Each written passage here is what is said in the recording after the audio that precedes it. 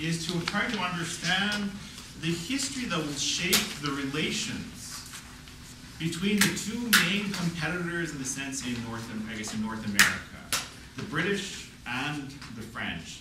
So in order to understand their worldview, it's important to try to understand where they're coming from. So this means looking at history, in a sense, how these two kingdoms evolved, how they emerged, and also looking at culture. And an important aspect of culture will be religion.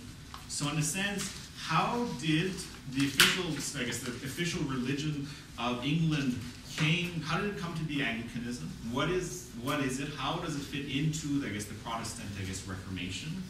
How is it that the official religion, came to be Catholicism? And how these differences, both in the politics and the religion and sort of these competing sort of worldviews, how they're going to shape their relations in, in North America, as you had, in a sense, the French that are colonizing a certain region of North America, and how they're in competition with mainly the English, but also to a lesser extent the Dutch as well, and a bit farther south, the Spaniards. So how, in a sense, so it's important to know how these countries came to be, and how their political, I wouldn't say philosophy, but their political worldviews were shaped by important events such as the Protestant Reformation. And one of the important aspects is how France and England, in certain ways, their histories are intertwined. In a sense, if we look at, one of the royal houses, of England and France, very often they were related to each other. And this can be due to the effect of William the Conqueror, which we'll be talking about a bit, and more important, one of the important periods in terms of shaping, in a sense, what these two countries would be, was the War of 100, the 100-year War. So in a sense, at the end of this war, you would have France geographically being more or less what it is today, and you'd have England being separate from France. In a sense, it is this war that created the two distinct, kingdoms, where if the war had been different, if the outcome had been different, then history would have been different. And if it hadn't been for, the French forces driving out the British, apart from, the region around Calais, who knows? Maybe France and England would have remained one kingdom, with maybe London becoming sort of a provincial backwater, with Paris becoming sort of the united capital of both countries. So history could have been different, but as it shaped out, you had two kingdoms that emerged that would be in competition and quite often at war with each other for centuries. So it's important to understand how these two kingdoms came to be, and how the political forces, in a sense, very often, put them, in opposition one to the other. So this is, with the 100-year War, it's kind of sort of the extent of what have been sort of the kings, the kings, the Plantagenet kings of England, and how much territory, in a sense, they control, in a sense, in what is now essentially what we call France. So as you can see, there was a large chunk of what is now northern France that was under the control of kings based, based in London. Now, William the Conqueror. So the important thing is, the part of sort of British nationhood. It's important to remember William the Conqueror, but to forget is, who exactly did William the Conqueror conquer? Any guesses? Any ideas?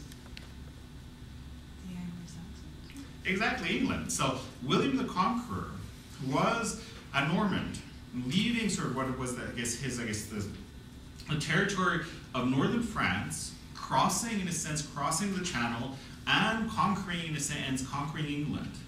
So England, which was then under the control of Anglo-Saxon kings. And by 1066, you have the Battle of Hastings, where you have William the Conqueror and his retinue are now imposing themselves as the new royal line, the royal line of England.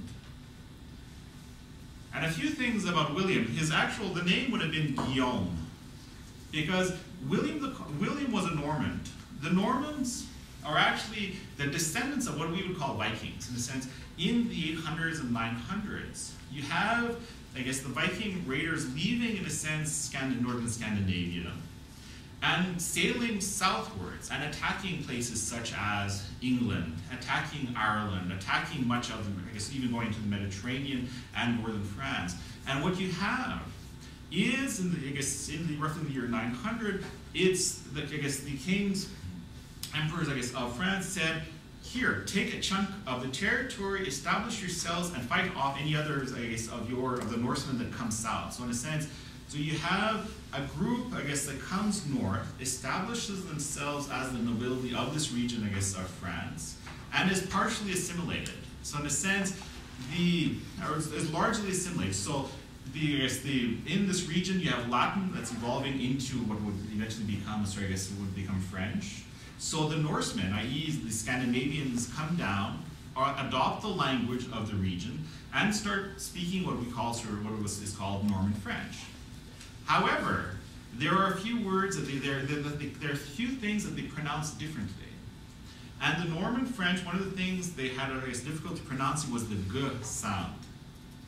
And what you see is that very often they would take the G sound in French, in Old French, and it would become wa. So I'll give you an example. What is the word, anybody know what the word for war is in French? Guerre.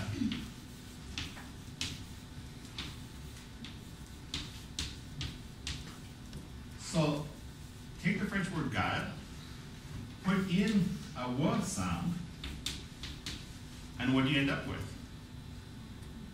War, which eventually becomes war. Same thing, what's a warrior in French? Un guerrier. So guerrier, warrior, warrior. So you have, I guess, a number of words in English. And same thing is for even in William. The French is Guillaume. So pronounce the G as a wa, and you have G becomes Guillaume, becomes Guillaume, which eventually sort of becomes, I guess, William.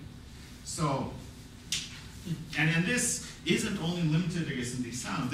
If you look at a number of English words, they were introduced by, I guess, the descendants of, I guess, of the retinue of William the Conqueror. For example, what is the French word for sheep? Mouton.